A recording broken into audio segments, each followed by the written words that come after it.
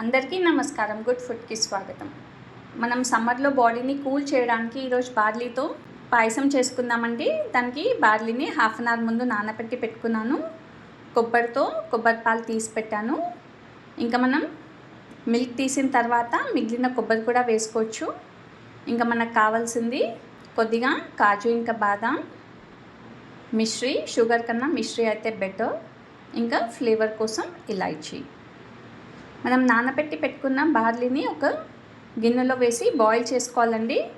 Barley కొద్దిగా boil అయిన తర్వాత ఇందులోకి మనం కాజు, ఇంకా బాదం వేసుకోవాలండి.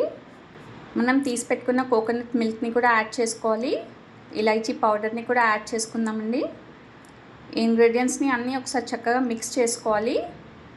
కొబ్బరి పాలల్లో బార్లీని చక్కగా ఉడికించుకుందాం. ఇంకా ఉడికిపోయిందండి, చూసారు కదా, మంచి సాఫ్ట్గా అయిపోయింది బార్లీ.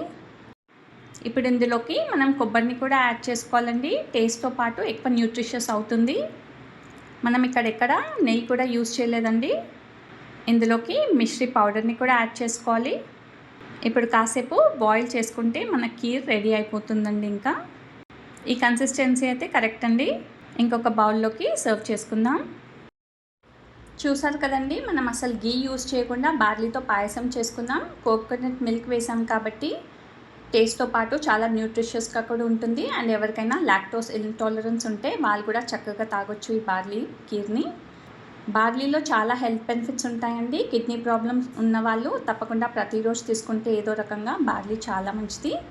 డయాబెటీస్ వాళ్ళు మిశ్రీ లేకుండా కూడా తాగొచ్చండి. ఆడవాళ్ళకి యూట్రస్ క్లీన్ అవుతుంది అండ్ హెవీ బ్లీడింగ్లో కూడా చాలా బాగా పనిచేస్తుందండి బార్లీ.